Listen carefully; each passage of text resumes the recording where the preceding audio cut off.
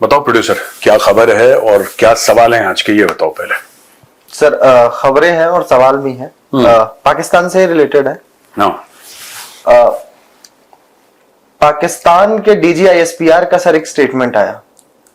पाकिस्तान के डीजीआईएसपीआर, हाँ, lieutenant general Ahmad शरीफ चौधरी, हाँ, वो बोलता है कि पाकिस्तान ने और इंडिया ने अभी तक कोई भी एविडेंस शेयर नहीं किया है पहलगाम को लेके, जो वो पाकिस्तान पे अक्यूज कर रहा है, जो आरोप लगा रहा है उसको लेके।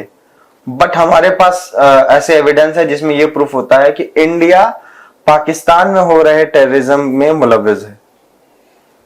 तो इसमें वो ये किसको बता रहे हैं? ये अपनी मीडिया को। देखो, दो बातें हैं इसमें। पहली चीज, अगर भारत के खिलाफ डीजीआईएसपीआर कहते हैं, आईएसआई को, जो भी है इदारा है, इनका डिपार्टमेंट है, जिसके पास सबूत है, तो मीडिया के सामने क्यों बोल रहे हैं? आप जाके यूनाइटेड नेशन सिक्योरिटी काउंसिल में दीजिए। आप तो नॉन परमानेंट मेंबर हैं, सिक्योरिटी काउंसिल का नॉन परमानेंट मेंबर है पाकिस्तान। टर्न बाय टर्न होता है ना, पाकिस्तान की टर्न है जी। तो क्या प्रॉब्लम? मुझे समझ में नहीं आया ये पाकिस्तानियों का कि ऐसा है वैसा। ओ भाई, सीधी बात है, सीधी सी बात है। आप सीधी बात बोलो कि ये भारत ने ये काम करा है और ये इसका। आप यूनाइटेड नेशंस में जाते हो, आप क्यों नहीं ब्रीफ करते? आप डिप्लोमैट्स को ब्रीफ करो ना। इन्होंने डिप्लोमैट्स को ब्रीफिंग दी अभी थोड़े दिन पहले भारत ने करा, तो पहले पाकिस्तानियों का इतना दिमाग तो है नहीं, तो पहले इंडिया करता है, तब उसके बाद रिएक्ट करते हैं। इनका सिर्फ टेररिज्म में इनिशिएटिव है, इसके अलावा और किसी में नहीं है। बाकी इनका दिमाग बंद हो जाता है। आप करो, आपके इस्लामाबाद में जो डिप्लोमैट्स हैं उनको प्रूफ दे दो। एक्चुअली क्या है ना, ये सवाल इनका मीडिया नहीं पूछेगा डीजीआईएसपीआर से। ये मीडिया कभी सवाल नहीं पूछेगा, क्योंकि पाकिस्तान का जो मीडिया है आज की तारीख में, वो बहुत डरपोक मीडिया हो रहा। It has become an extension of ISPR. अब मैं बताता हूं क्यों। इनका मीडिया ये भी नहीं पूछेगा कि जनाब अगर आपके पास प्रूफ है तो हमें दीजिए, हम चलाएंगे अपने टीवी स्क्रीन में क्या प्रूफ है। ये भी नहीं बोलेगा, इतनी भी हिम्मत नहीं है इसकी।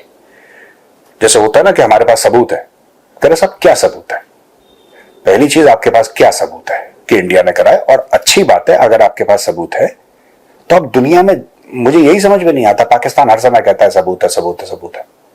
आप जाइए, आप दुनिया को बांटिए वो सबूत, दुनिया को दीजिए। आप यूनाइटेड नेशन सिक्योरिटी काउंसिल के नॉन परमानेंट मेंबर हैं, इस वक्त हैं, ठीक है। आज क्या है? 30 अप्रैल है। 30 अप्रैल की तारीख में Pakistan is a non permanent member of the, it's a rotating appointment. So अगले साल कोई और हो जाएगा, फिर कोई और हो जाएगा। इंडिया भी तो था। तो ये पाकिस्तान, इसमें पता नहीं क्या इतना, इट्स नॉट सो कॉम्प्लिकेटेड। आपके पास ये, इनके पास सबूत है और ये किसी को देना नहीं चाह रहे, ये छाती से लगा के बैठे हैं। और इनके पास ऐसे कई 100 वाक्यों का सबूत है और सब सबूत है, लेकिन अब बताना नहीं चाह रहे किसी से। एक बार डीजीआईएसपीआर की कॉन्फ्रेंस हुई थी प्रोड्यूसर, उसमें डीजीआईएसपीआर कह रहे थे कि 45 टेररिस्ट कैंप हरियाणा में है, करीब 50-60 उत्तर प्रदेश में, बस यही। ओ भाई, उसकी कोई फोटोग्राफ होगी, उसका कोई वीडियो होगा, उसका कोई ग्रिड रेफरेंस होगा, फोटोग्राफ्स का फोरेंसिक होगा, वीडियोस का फोरेंसिक होगा कि आपने नहीं बना लिया, ये जेन्युइन वीडियो है, राइट? कोई इसकी निशानदेही होगी, कोई आइडेंटिफिकेशन होगा, कोई शनाख्त होगी उसकी, कोई डायरेक्शन होगा उसका। ये बस। और इन्होंने पाल रखे हैं अपने जर्नलिस्ट, कुछ पैसे लेते हैं इनसे पाकिस्तान में, बाकी डर के मारे बेचारे। हाँ जनाब आप बताइए, क्योंकि सबको मार रखा है बहुत बुरी तरीके से, कुटैया हुई ना बहुत। अच्छा, दूसरी चीज ये कहते हैं कि भारत ने एविडेंस नहीं दिया। हम नहीं देंगे एविडेंस। हमारा एम है इनकी टांगें तोड़ के इनके व्हीलचेयर में बैठाना। हम क्यों? आप कभी चोर को एविडेंस देते हो कि भाई ये तूने चोरी करी है? नहीं, चोर को सजा मिलती है, चोर को चोर की मार पड़ती है। वही चोर की मार इनको पड़नी है। इसमें पता नहीं क्यों ये रात को पता है प्रेस कॉन्फ्रेंस कर रहे हैं। उनके एक मंत्री ने शायद रात के 2 बजे करी प्रेस कॉन्फ्रेंस, 1 बजे, पता नहीं क्या वियर्ड आवर्स पे they are doing press conference की बात कर रहे हैं क्या? शायद वो दाढ़ी वाला, हाँ, है ना, उनका इंफॉर्मेशन मिनिस्टर है, तो उसकी इंफॉर्मेशन 2 बजे आई, तो उसने कहा 2 बजे आई उसकी इंफॉर्मेशन। शक्ल देखो अल्लाह ताला की, सस्ता नारियल, है ना। देखो, अब मुझे एक बात ये समझ में नहीं आती प्रोड्यूसर, कि वो कह रहे हैं कि भारत ने प्रूफ हमें नहीं दिया। तुम्हें प्रूफ देंगे, तुम 2 कौड़ी के लोग लाहौरी, तुम्हें प्रूफ देंगे। इनको एक बार प्रूफ दी थी 26/11 में। कुत्तों को घी हजम नहीं होता। पठानकोट एयरबेस पे भी प्रूफ, पठानकोट एयरबेस पे जब अटैक हुआ, हमने बुलाया पाकिस्तानी आईएसआई पठान को कौन अपने एक फॉरवर्ड बेस पे इनवाइट करता है दुश्मन की सीक्रेट सर्विस को या फॉरेन इंटेलिजेंस एजेंसी को? कौन करता है? हमने करा, क्योंकि उस समय सरकार ने बोला कि नहीं यार देखो, एक्चुअली आप नहीं मानते तो लो। हमने बोला कि चलो सब कुछ करके एक बार देख लो कि जिससे पाकिस्तान सेटिस्फाई हो जाए कि हाँ, मना कर दिया। कहते नहीं, हमने करा ही नहीं है। ऐसी कौम को ये चप्पल खाने के हकदार है बस। आज बहुत बड़ा दिन है, ठीक है प्रोड्यूसर, आज एक बहुत बड़ा दिन है और ये चप्पल के अधिकारी हैं, इनको चप्पल पड़ेगी। इसमें और कोई सेंटिमेंट इन्वॉल्व नहीं है, इनको आज चप्पल पड़ेगी बस। ये सर क्रेडिबल एविडेंस, उसको वही तारर की जो बात कर रहा था, अताउल्ला तारर ने क्यों प्रेस कॉन्फ्रेंस की, उसने एक स्टेटमेंट रिलीज किया है सर। बोलता है कि मेरे पास, और स्टेटमेंट की टाइमिंग भी मैं आपको बताता हूं सर। सबसे पहले उसका स्टेटमेंट बताता हूं। वो कहता है कि मेरे पास क्रेडिबल एविडेंस है या क्रेडिबल इंटेलिजेंस है, सॉरी, वो कहता है मेरे पास क्रेडिबल इंटेलिजेंस है, अगले 24 से 36 घंटों में इंडिया मिलिट्री एक्शन लेगा पाकिस्तान के खिलाफ। हाँ, तो फिर और उसका क्रेडिबल जो इंटेलिजेंस है उसका भी बैकग्राउंड में समझ में आया, जो मैं बताता हूं सर। प्रधानमंत्री नरेंद्र मोदी मीटिंग करते हैं सर, वो तस्वीर पूरी दुनिया ने देखी सर, उन्होंने अपने ट्विटर पे भी डाली और पूरी दुनिया ने वो तस्वीर देखी। आर्मी चीफ बैठे हैं, फोर्स चीफ बैठे हैं, एनएसए बैठे हैं, वो उसको बनाया। उसके बाद एक हेडलाइन चली कि प्रधानमंत्री नरेंद्र मोदी ने कहा कि मैंने खुली छूट दे दी है, जब देखो, जब मन करे, जहां मन करे, जैसे मन करे मारो पाकिस्तानियों को। हाँ। बस भाई ने उसी को बनाया क्रेडिबल इंटेलिजेंस। इनके पास पूरे पाकिस्तान 25 करोड़ पाकिस्तानी में इंटेलिजेंस नहीं है, इसके पास क्रेडिबल इंटेलिजेंस कहां से आ गया? दिमाग ही नहीं है उस कौम में। एक बात बताओ मुझे, प्रधानमंत्री अगर बैठे हैं, बगल में एनएसए बैठे हैं, बगल में राजनाथ सिंह जी बैठे हैं, डोवाल साहब बैठे हैं, army chief, navy chief, air chief, CDS सब बैठे हैं, ये क्या कर रहे हैं ये लोग यहाँ पे? कोई मोदी जी ने ये बोला है कि चलो शाम को मेरे पास कुछ टाइम नहीं है, चलो चाय पीते हैं, मैं आपको चाय पे बुलाता हूं? ऐसा तो नहीं है। That is a war council.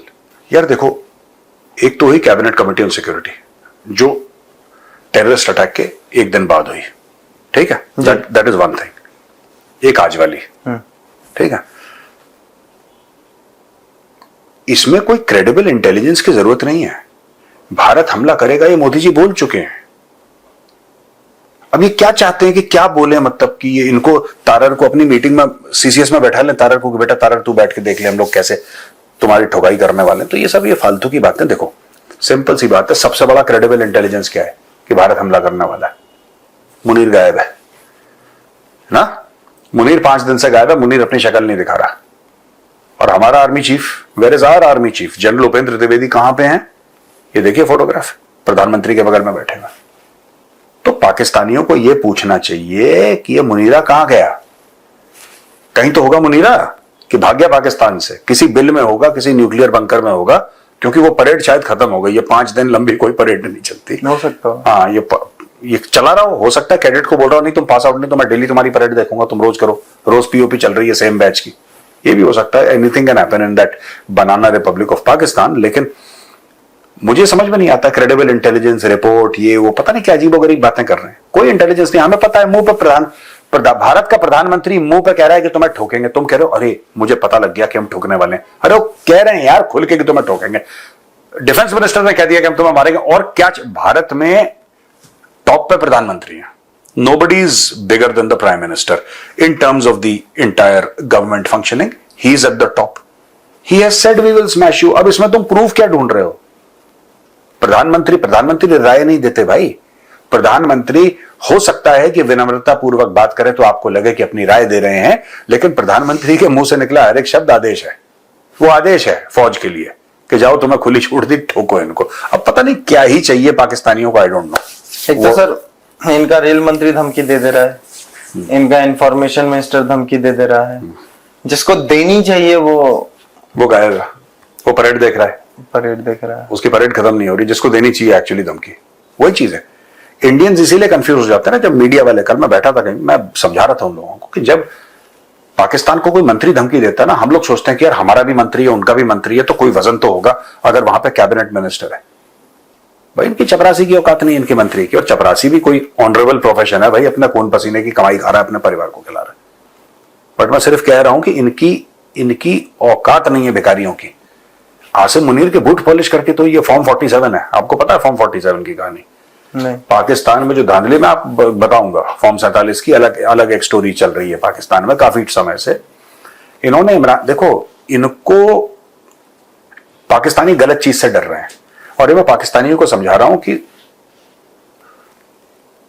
तुम लोगों के जो वजीर हैं वो ये कह रहे हैं इंडिया अटैक करेगा, इंडिया अटैक करेगा, हमें पता है कब करेगा, पहलगाम का सबूत नहीं दिया इंडिया। वो छोड़ दो ना, इंडिया अटैक करेगा तो इंडिया के हाथ में। इनका कोई लीडर नहीं है। प्रॉब्लम पाकिस्तान की फौज कमजोर है, वो अलग बात है। इंडिया के पास ज्यादा मिसाइल हैं, वो अलग बात है। इंडिया के पास ज्यादा साजो सामान है, वो अलग बात है। ज्यादा प्रोफेशनल फौज है हमारी, जो हर समय एक डेमोक्रेटिक स्ट्रक्चर के अंडर रही है, वो एक अलग बात है। पाकिस्तान हारेगा 2 कारणों से। पहली बात, पाकिस्तान में कोई लीडर नहीं है। ये सारे के सारे फॉर्म 47 की पैदाइश है। कौन है शहबाज शरीफ? किसने आशीर्वाद दिया? क्या लोगों का आशीर्वाद है? आवाम जो पाकिस्तानी 25 करोड़ है, क्या उसका आशीर्वाद है? क्योंकि पावर कहां से आता है प्रधानमंत्री का? इसलिए नहीं कि कुर्सी पर बैठा है, इसलिए कि अगर पाकिस्तान है तो 25 करोड़ लोगों ने क्या आशीर्वाद दिया है उसको कि जाओ हम तुम्हें आशीर्वाद देते हैं, हमारी तरफ से तुम राज करो, be our voice across the world. क्या ऐसा है? नहीं है। आसिम मुनीर ने उसको बनाया है, तो उसके पास वैसे भी ताकत नहीं है, और ताकत से बड़ी बात उसमें क्रेडिबिलिटी नहीं है, लोग इसको पसंद नहीं करते। दूसरी चीज मैं आपको एक और बात बताता हूं, यह बात ना इंटेग्रिटी की भी है, ये अखलाक की भी बात है। और ये मैं बताता हूं, हमारे जनरल्स, इंडियन आर्मी के जनरल्स ईमानदार हैं, पाकिस्तानी आर्मी के जनरल्स करप्ट हैं। करप्ट आदमी जो होता है ना, जो भ्रष्ट होता है, जो बेईमान होता है, उसकी खासियत होती है, उसको जहां से फायदा दिखता है ना, वो अपनी रीढ़ की हड्डी मोड़ लेता है। ये मैं बता रहा हूं, ये पाकिस्तानी जब इनके ऊपर प्रेशर आएगा और अमेरिका कुछ बोलेगा या कोई कुछ बोलेगा या भारत कुछ बोलेगा, ये फट से जमीन पर लेट जाएंगे। इनको जहां पे, क्योंकि ये कॉम्प्रोमाइज्ड है, इनके जितना भी सीनियर स्टाफ है ना पाकिस्तान का, all of them are compromised, the generals are compromised यार। हमारे जनरल, हमारा chief of army staff retirement के बाद, हमारे चीफ ऑफ आर्मी स्टाफ रहते हैं 3-3 बेडरूम के घरों में, फ्लैट्स में। इतना पैसा नहीं है कि अपना दिल्ली में बड़ी सी कोठी ले ली या किसी भी बड़े शहर में कोठी ले ली, नहीं है। कोई चला गया, कोई पंजाब के इंटीरियर में कोठी बना ली जहां पे जमीन थोड़ी सी सस्ती है, या महाराष्ट्र के इंटीरियर में बना ली, या उत्तर प्रदेश, वो अलग चीज है। शहर में, क्लासेस सिटीज में, they don't have the money to build a kothi for themselves, तो इसलिए दूर सबर्ब्स में जाएंगे। ठीक है, जनरल बिपिन रावत का घर नोएडा में, दिल्ली में नहीं है। जनरल नरावने का जो घर है वो गुड़गांव में है, दिल्ली में नहीं है, because he is an honest general. General Bipin Rawat was an honest general, general Naravane is an honest general. कहां जनरल नरावने के पास तो वही है ना जो पेंशन का आता है, या अगर कोई किताब लिखी तो उसकी रॉयल्टी आ गई, और उनका क्या है इनकम का सोर्स? तो यू हैव टू, तो भाई जो आदमी ईमानदार है, जिसने जिंदगी में 1 रुपया हराम का नहीं खाया, 1 पैसे हराम का नहीं खाया, और वहां पे सामने जो दुश्मन फौज खड़ी है पाकिस्तानी, उसका हर एक जनरल हरामखोर है, वो जीत ही नहीं सकता। पॉइंट है ना? लेकिन सर कुछ भी हो, क्रेडिबल इंटेलिजेंस हो, क्रेडिबल एविडेंस हो, कुछ भी हो, पाकिस्तानी में डर तो है। डर तो गया सर ये, क्योंकि जिस बौखलाहट के साथ इनके प्रेस कॉन्फ्रेंस या स्टेटमेंट्स आते हैं, कुत्ता भौंकता तभी सबसे ज्यादा है जब उसको डर ज्यादा लगता है। यार एक बात बताओ, ये प्रेस कॉन्फ्रेंस कर क्यों रहे हैं? मुझे अभी तक ये समझ में नहीं आया। वही मैं वही कह रहा हूं। हाँ, मुझे अभी तक ये समझ में नहीं आया ये प्रेस कॉन्फ्रेंस करते क्यों है। ये हर बंदा प्रेस कॉन्फ्रेंस कर रहा है, कभी आपका ये मंत्री प्रेस कॉन्फ्रेंस कर रहा है, कभी वो मंत्री प्रेस कॉन्फ्रेंस कर रहा है, कभी डीजीएस पे प्रेस कॉन्फ्रेंस कर रहा है। इससे क्या होगा? आप प्रेस कॉन्फ्रेंस करेंगे, इंडियन आर्मी की मार नहीं पड़ेगी, एयरफोर्स और नेवी की मार नहीं पड़ेगी। जो जो देखो, जब जब जो जो होना है तब तब सो होता है। हुई है वही जो राम रचि रखा। क्या बात, फिर से सुनाना प्रोड्यूसर। हुई है वही जो राम हुई है वही जो राम रचि रखा, राम रचि रखा, वही है। तो वो श्री राम ने लिख दिया है तो कि तुमको पिटना है। हाँ, तो जो लिख दिया प्रभु श्री राम ने वो होगा। इसमें इतना इमोशनल होके प्रेस कॉन्फ्रेंस होने से पता नहीं क्या ही तुम्हारी किस्मत बदल जाएगी, या जो तुम्हारी किस्मत में लिखा है वो चेंज हो जाएगा, ऐसा नहीं होने वाला है। आई डोंट नो ये क्यों प्रेस कॉन्फ्रेंस कर रहे हैं। मैं yesterday रात को ना, when you posted it on the group, yeah, I think Mahinder posted it on the group or somebody posted that. I was wondering कि why are these people doing these press? What purpose do they solve? इस पूरे press conference से purpose क्या solve हो रहा है, मुझे अभी तक समझ में नहीं आ रहा। क्योंकि आपके अखबार बाहर नहीं पढ़े जाते, ठीक है, आपको कोई कवर करता नहीं है, आपका मीडिया बहुत छोटा है। Pakistani media is very small, बड़ा बौना टाइप का, बड़ा। पाकिस्तानी कौन सा बड़ा है सर? नहीं, पाकिस्तान का मीडिया बहुत श्रंकन है और सिर्फ उर्दू में वो लोग करते हैं, इंग्लिश का इनका कोई ग्लोबल ऐसा मीडिया हाउस नहीं है जिसके ऐप के थ्रू आप दुनिया भर में देख सकें हैं, ऐसा ही नहीं। They don't converse in any other language apart from broken Urdu, वो भी ढंग से नहीं बोल पाते बेचारे उर्दू, वो भी टूटी फूटी बोलते हैं, Punjabized Urdu. So the fact of the matter is that what do they hope to achieve from these press conferences? I mean, I'm puzzled. एक और चीज हुई सर, शाहिद अफरीदी ने जो बयान दिया था हाँ। इंडिया को लेके, उस पे शिखर धवन पाजी का जवाब आया। उन्होंने बोला है कि कारगिल में भी हराया था, ऑलरेडी इतना गिरे हुए हो और कितना गिरोगे, बेवजह कमेंट पास करने से अच्छा है कि अपने देश की तरक्की में दिमाग लगाओ शाहिद अफरीदी। हमें हमारी इंडियन आर्मी पर बहुत गर्व है, भारत माता की जय, जय हिंद। उन्होंने ये लिखा लास्ट में। देखो, मैं शिखर धवन, आप बड़े रिस्पेक्टेड है क्रिकेटर और हम सब इस कमरे में बैठे हुए आपके फैन हैं और बड़े शौक से आपकी हमने क्रिकेट देखी और उसको सराहा है। आप प्लीज इन कुत्तों के मुंह मत लगी है। ये शाहिद अफरीदी, मैं फिर से कहानी कई बार सुना चुका हूं, फिर से सुनाता हूं। इसका ग्रैंडफादर रेपिस्ट था। इसका ग्रैंडफादर उन कबाइलियों में से था जो 1947 में अक्टूबर में कश्मीर के अंदर आए थे। इसका दादा भी उन्हीं में शामिल था जिसने इनोसेंट लोगों को मारा है और इसके दादा ने भी रेप करा था बारामूला के आसपास जो हुआ था। ये पता नहीं, और इसने बोला कि इसके दादा को तमगा मिला है। आप उसका वीडियो यूट्यूब में जाके चेक कर सकते हैं। ये कहता है कि मेरे दादा को वो घुसा था 1947 में, इसका दादा, शाहिद अफरीदी का दादा, जो भी उसका नाम होगा, शाहिद अफरीदी ने बोला कि मेरा दादा कश्मीर में गया था। ये इनका कैरेक्टर है। इनके बड़े बुजुर्ग रेपिस्ट हैं, इनके बड़े बुजुर्ग डकैत लुटेरे हैं, तभी तो इनकी मिसाइल का नाम गौरी गजनवी। ये देखिए, आप पाकिस्तानी कौम का कैरेक्टर समझिए। मैं शिखर धवन जी को ये बता रहा हूं, भाई ऐसा है, पाकिस्तानी कौम में जो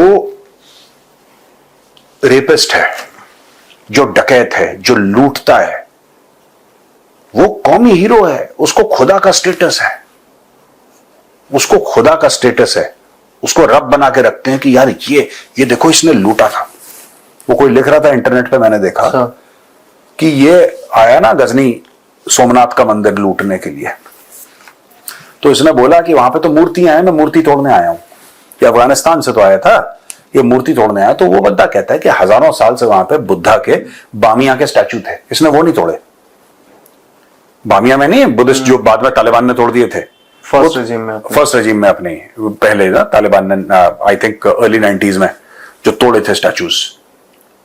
मुझे यह बात समझ में नहीं आई कि जहां का रहने वाला, उसके बगल में बुत हैं, बड़े बड़े मूर्तियां हैं, बुद्ध भगवान की मूर्ति है, राइट, उसका ध्यान उधर नहीं गया। उसका ध्यान गया सोमनाथ कितने हजारों किलोमीटर दूर है, सोमनाथ इज इन गुजरात। वो अफगानिस्तान से गुजरात आ गया और 17 बार केवल मूर्ति तोड़ने आया, वो भी एक ही मंदिर की। हाँ, वो ये कितना झूठ बोलते हैं यार, कितने मक्कार, अजीब, हराम का खाने वाले लोग हैं। ठीक है, आई थिंक ये जो कहते हैं ना कि हम गाय भैंस खाते हैं, असल में सुअर खाते हैं। ये गाय भैंस नहीं खाते हैं, ये बेसिकली सुअर के कबाब खाने वाली कौम है। एक बात बताओ, ये कैसे हो सकता है कि जिस बंदे को आप हीरो बना रहे हो, आपने एक बार भी ये चेक नहीं करा कि भाई तू लूटने क्यों आया? तेरे घर के पास मंदिर थे, तूने तब नहीं तोड़े क्योंकि वहां पे पैसे नहीं थे। ये पैसा सूंघ के आया। वो इनका हीरो है क्योंकि उसने डकैती करी, उसने जाके वापस ले गया अफगानिस्तान और वहां पे जो हिंदू औरतें थी उनको बेच दिया, बच्चों को इसने गुलाम बनाया। ऐसा आदमी पाकिस्तानी कौम का हीरो है, डकैत, चोर, रेपिस्ट। तभी तो उनको पसंद आते हैं इनके जनरल, इनके जनरल भी वैसी हैं। दैट इज वाई तो इनका जो कौम के हीरो हैं वो यही तो है। आप इनको समझाना, इनको प्रूफ देने का कोई मतलब नहीं है। ये सिर्फ भिगा के चप्पल, जूते भी मत मारो, जूते भी महंगे होते हैं। सस्ती रबड़ वाली होती है ना, हमारे टाइम पे 99 रुपए की आती थी बाटा की, बहुत पहले। अब पता नहीं कितने की आती है, पर जितने की भी आती है वही भिगा के इनके मुंह पर मारो। सवेरे उठ के पाकिस्तानी के मुंह पर 4 चप्पल, दोपहर को 4, शाम को 4। ये इनका एंटीबायोटिक कर दो, तभी ठीक रहेंगे भैया, ये और ठीक नहीं हो सकते। अफरीदी ने हालांकि शिखर पाजी का जवाब भी दिया। उसने बोला कि छोड़ो जीत हार, आओ तुमको चाय पिलाते हैं, फैंटास्टिक। एक तो ये है फैंटास्टिक थी क्या जो इनको चढ़ा है बुखार? इनको कोई बुखार नहीं चढ़ा। देखो ये जो पाकिस्तानी कहते हैं ना टी इज फैंटास्टिक, ये कुछ नहीं, देखो हारी हुई कौम है। आधा मुल्क अपना हार गई, आधा मुल्क अपना हार गई, तब इस कौम को शर्म नहीं आई। कोई और होता ना चुल्लू भर पानी में डूब मरता, शर्म से डूब मरता कि यार इतनी जिल्लत के साथ जिंदा कोई नहीं रह पाएगा। इनका वजन बढ़ गया मुल्क टूटने के बाद, इनके गले मोटे हो गए, इनके पेट निकल आए। तो जिस कौम को ना, प्रोड्यूसर एक बात याद रखना, जिस कौम को हराम की खाने की आदत हो गई हो वो शाहिद अफरीदी जैसे बेटे ही पैदा करेगा, जिसको हराम का खाने की आदत हो गई हो।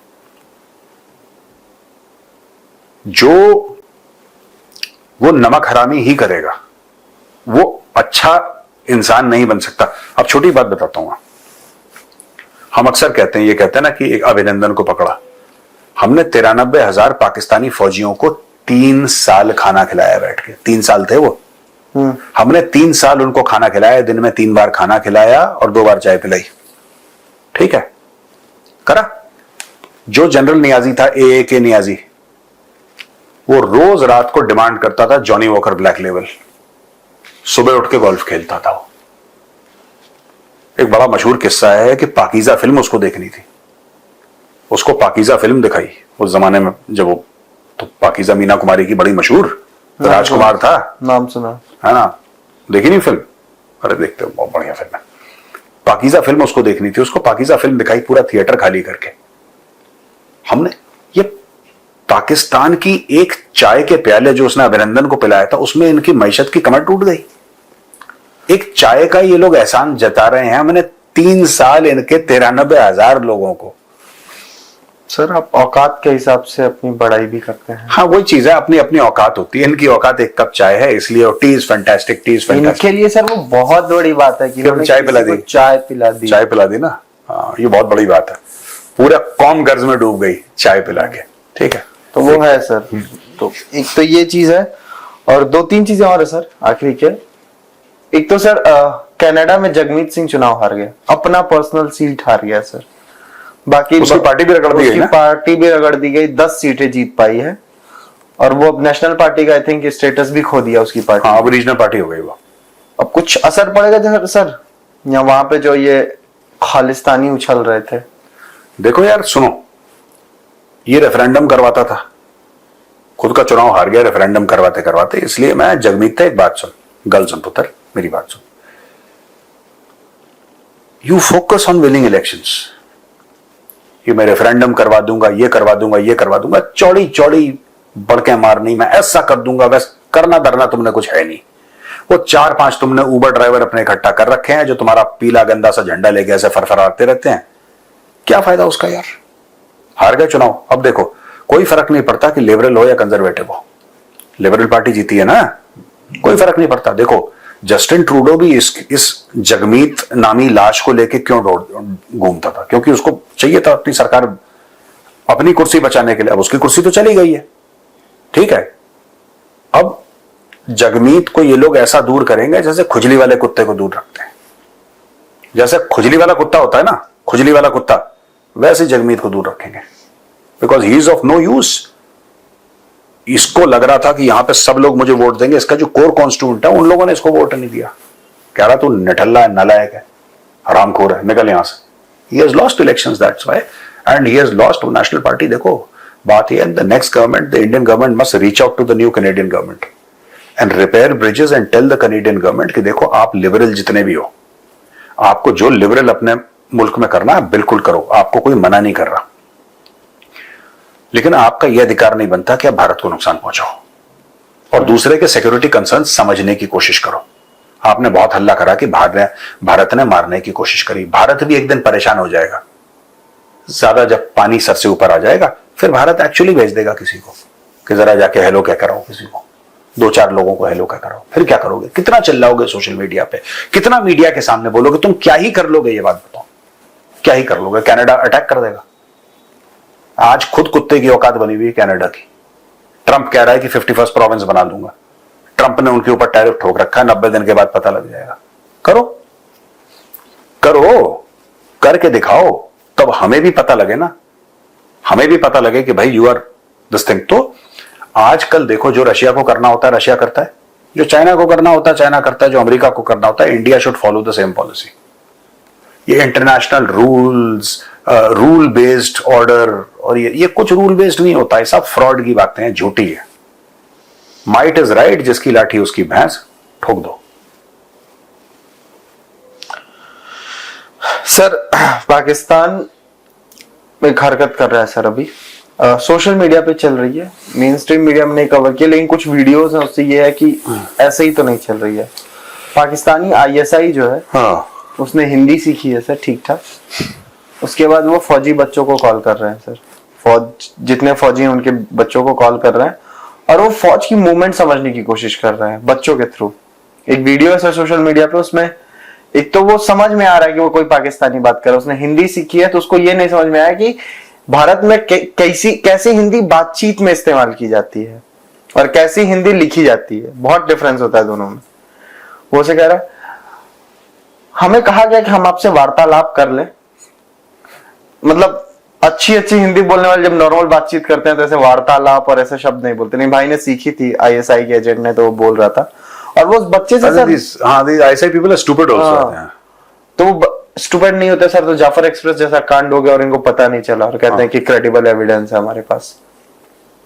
वो उस बच्चे से कह रहे हैं कि आप अभी कैंट में रह रहे हो कि कहाँ रह रहे हो? तो उस बच्चे ने कहा कि नहीं, पापा रिटायर होने वाले हैं, तो हम बाहर शिफ्ट हो चुके हैं, बाहर रहते हैं। नहीं, आपके पापा कहाँ रह रहे हैं और आजकल कहाँ आ जा रहे हैं, क्या चल रहा है? तो बच्चा भी स्मार्ट था सर, उसने बोला कि मुझे क्या मतलब है, मैं पढ़ता हूँ, खाता हूँ, पीता हूँ, सो जाता हूँ, फिर उठता हूँ, नहाता हूँ, धोता हूँ, खाता हूँ, पढ़ता हूँ, सो जाता हूँ।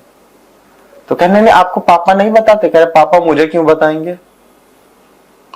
मैं एक बात बताऊं, हम लोग ब्रैट्स बोलते हैं उनको, army brats, I know, army brats ना, फौजी brats and all, and these kids get because of their parents ना, they get posted to various places. इनके हर 2 साल में ना नए दोस्त बनते हैं, ठीक है।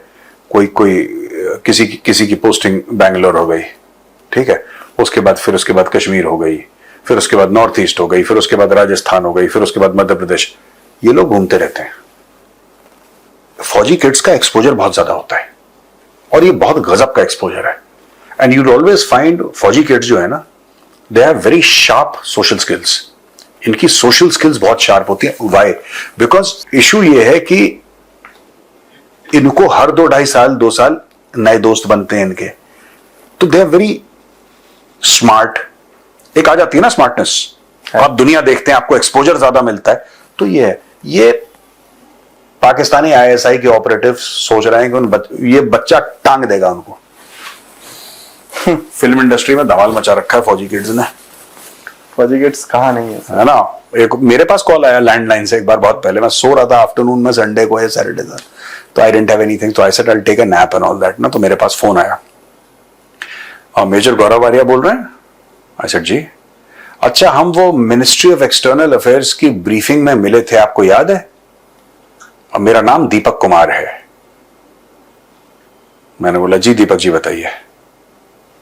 और बताइए साहब, मैं अभी गया था। फिर उसके मुंह से खुद ही निकल गया कि मैं अभी गया था, मैं वापस आ रहा हूं। तो मैंने बोला कहां घूमने गए थे आप? कह रहे नहीं, मेरा घर है मध्य प्रदेश में। मैंने बोला दीपक जी, आप पाकिस्तानी हैं, आप पाकिस्तानी पंजाबी हैं। मध्य प्रदेश नहीं होता, मध्य प्रदेश होता है। Madhya Pradesh. They should not allow Pakistani Punjabis into ISI. मतलब ये बिगाड़ देंगे, पता है कि They should not allow Punjabi Pakistanis anywhere. Anywhere, मतलब कम से कम ISI it's supposed to be an intelligence agency. वो इंटेलिजेंस एजेंसी क्या जिसमें इंटेलिजेंस ही ना हो? ये ऐसे मध्य प्रदेश कह रहा है हमने आपसे वार्तालाप करनी है। धन्य हो प्रभु। चलो छोड़ो, हो गया प्रोड्यूसर आज का, ठीक है। चलिए दोस्तों, अब चलते हैं हम। आज बहुत इंपॉर्टेंट दिन है, कई सारी मीटिंग्स हैं, और कैबिनेट कमेटी ऑन सिक्योरिटी की मीटिंग है, इकोनॉमिक अफेयर्स, पॉलिटिकल अफेयर्स, फिर कैबिनेट, मतलब the day is full of meetings. Is going to be a very interesting day. और आज के दिन ना, आप ये टेलीविजन आप ऑन करिए या फिर आप मोबाइल फोन पे देखते हैं, आप देखते रहिएगा प्रधानमंत्री की मीटिंग। आज का दिन है जब कई सारे बड़े फैसले होंगे, और we hope for the best, ठीक है। प्रूफ तो नहीं मिलेगी पाकिस्तानियों को, कुछ और जरूर मिल जाएगा इनको बहुत जल्दी। चलिए, बहुत बहुत धन्यवाद। राम राम जी। जय श्री राम।